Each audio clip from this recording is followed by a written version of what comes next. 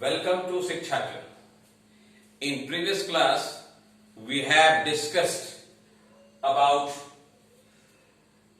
path-specific separation and direction-specific separation.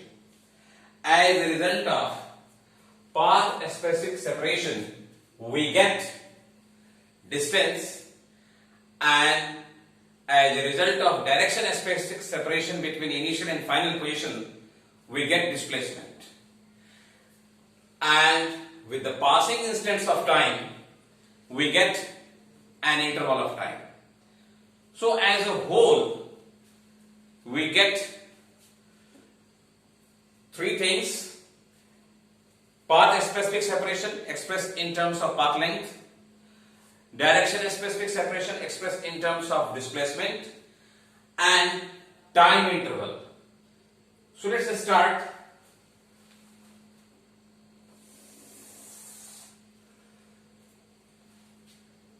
Quantitative description of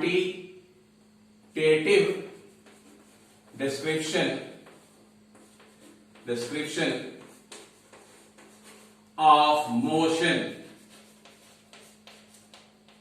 Quantitative description of motion.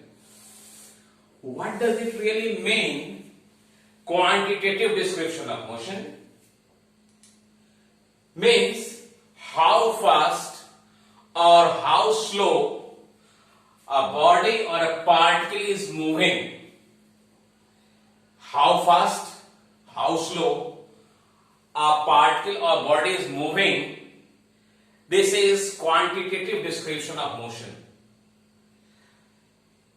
Within the heading of quantitative description of motion, we shall take into consideration rate measure in terms of path-specific separation and rate measure with respect to time in terms of direction-specific separation.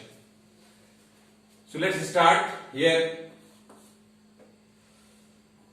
Distance traveled by a body upon time taken, what we get? Speed. We get speed. So distance here, it refers to path-specific separation between initial and final positions. When it is divided by the time taken, we get speed. Its SI unit is meter per second. Meter per second. Another way of quantitative description of motion is direction specific. That is displacement divided by time. And what do we get? Velocity, and SI unit of velocity is meter per second. Both speed and velocity give quantitative description of motion.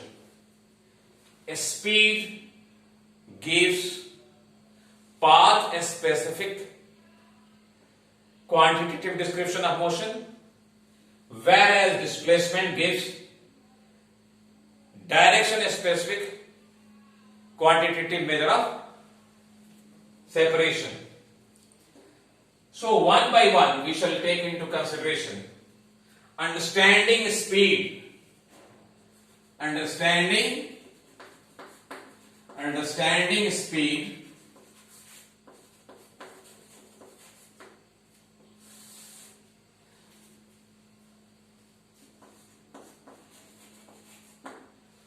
If I say a car is moving with a speed of 36 km per hour,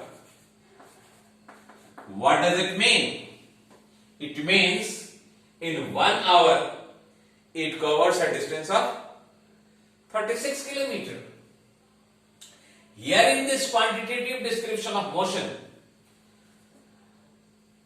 there is no any mention about initial and final position, where it starts from, where it will go, what it takes into consideration, how fast or how slow a body is moving.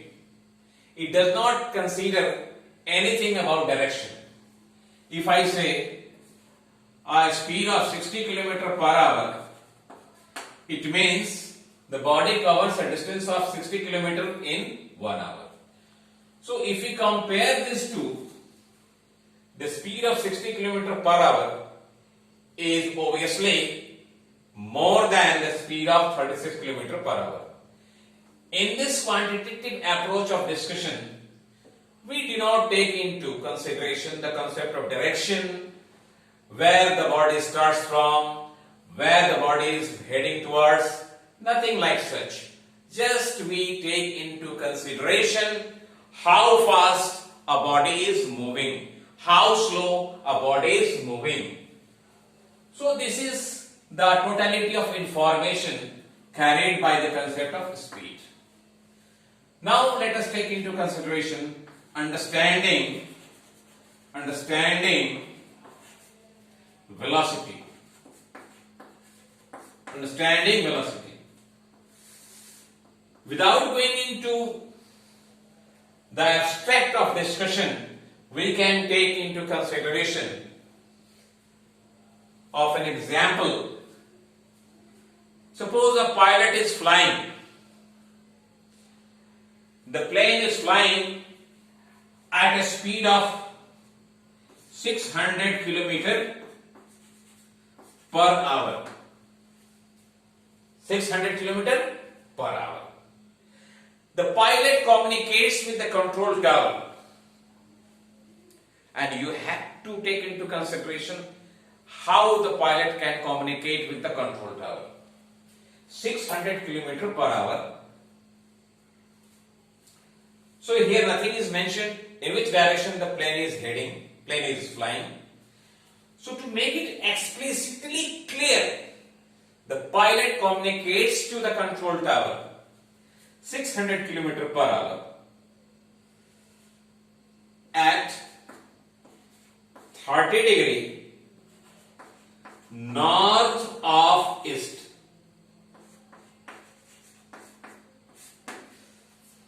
So this aspect of 600 km per hour, it represents the magnitude only. What does it represent? Magnitude of the motion, and when it comes 30 degree north of east, it represents direction. It represents direction. Now, we all know that a physical quantity which has magnitude as well as direction, what we call such physical quantities? Vector quantities. So here, velocity is unquestionably is a vector quantity. Vector quantity. Why it is vector quantity? Because it takes into consideration the magnitude and direction as well. So this is velocity. Now if we look at the SI unit of both speed and velocity being same, sometimes people get confused, and in their day-to-day life they pretend speed and velocity to be same thing. But within the domain of physics, we have to be very much cautious. Speed considers only the magnitude of motion, how fast or how slow a particle or a body is moving, whereas velocity, it considers how fast, how slow a body or a particle is moving, starting from initial position, heading towards final position along the shortest path. Along the shortest path. So here comes a difference between speed and velocity. So speed is unquestionably a scalar quantity because it takes into consideration magnitude only. It doesn't require anything concerning direction, whereas velocity requires direction. When we take into consideration this is the 30-degree north of east, it is directional description of velocity. This is directional description of velocity. Now we should continue our discussion with the help of graph to make it more clear about the directional aspect of velocity. How to understand about direction of a body which is moving. So let's take the normal geographical frame of direction: north, south, east, west. Suppose a plane is flying at a speed of 400 km per hour. So when it comes to represent it, the speed by a vector, the length of the vector is proportional to the magnitude. A plane is flying with a speed of 400 km per hour. So we can select a vector which can represent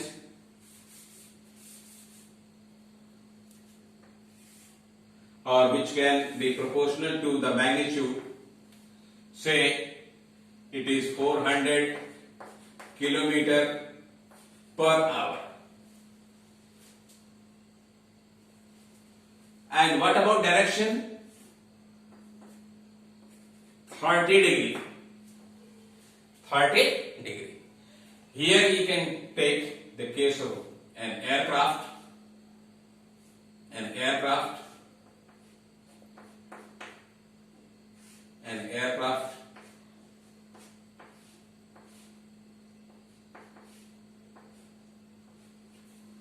Aircraft is moving along this direction with a speed of 400 km, making an angle of 30 degree north of east.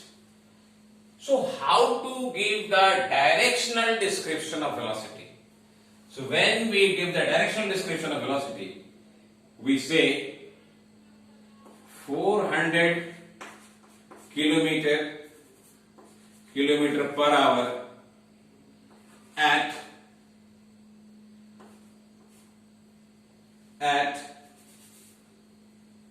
30 degree north of east. North of east. This can alternatively be represented as, if this angle is 30 degree, this angle will obviously be 60 degree. The same velocity can be represented in an alternative way.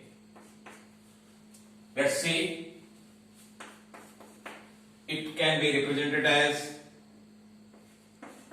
400 km per hour at or along a direction along 60 degree east of north. Whether we describe the direction by saying 30 degree north of east means from east we move along an angle of 30 degree. Here east is the reference line. When we say 60 degree east of north, means north is a reference line, and from the north direction as the reference line, what is the angle? 60 degree. So both the description of velocity can be equivalent to each other. Suppose we take a case that a pilot is communicating with the control tower, or a captain of a ship is communicating with the port officer. In these two communication, there can be a scope of confusion.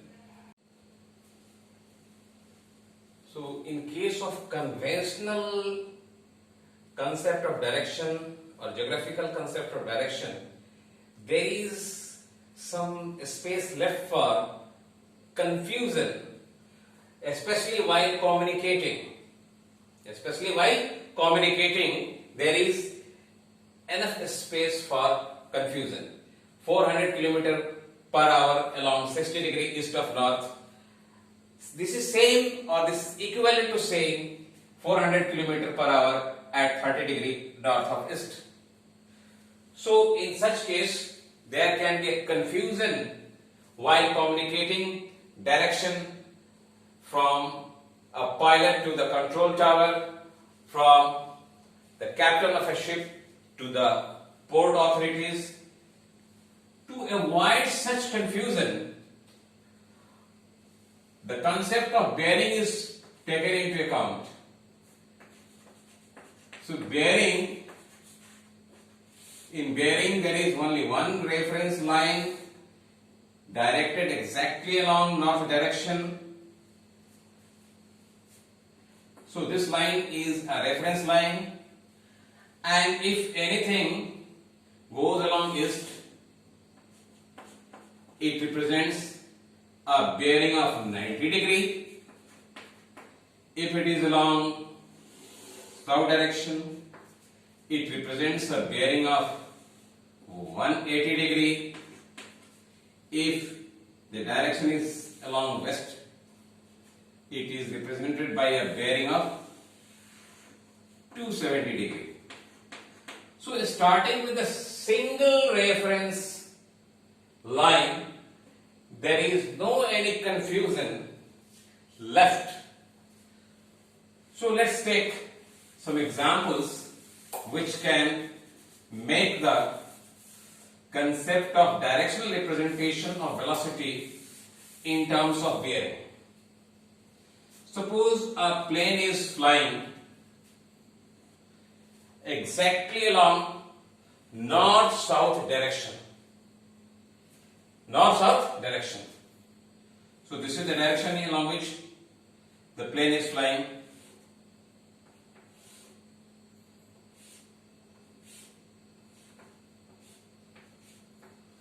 In this case, the bearing will be 180 degree. Suppose a plane is flying 30 degree east of north. 30 degree east of north. In that case,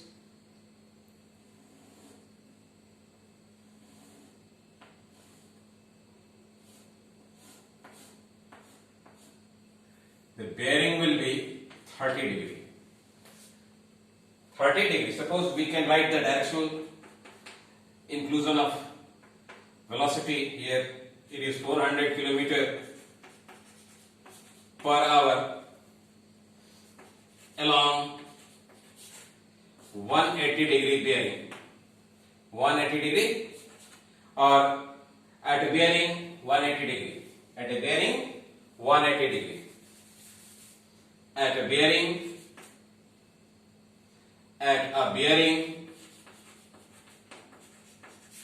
180 degree. When we describe this, we can say the plane is moving with a speed of 400 km per hour at a bearing 30 degree. So here the directional description of velocity is 400 km per hour at a bearing 30 degree. When the plane is cruising or moving exactly down south, it is going 400 km at a bearing of 180 degree. If a plane is going southeast, in that case we can represent it like this.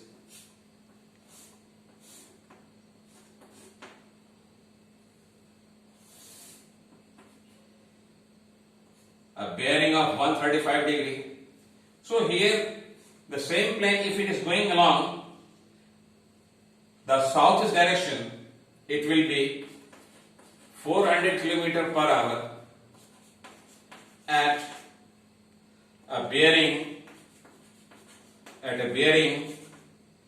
135 degree. So when we go for a directional description of velocity in terms of bearing, there is no any space left for confusion. Therefore, bearing is taken as more reliable way to indicate velocity or direction of velocity. So this is all about today's discussion. In next class we shall discuss about some basic mathematical prerequisites to understand about motion.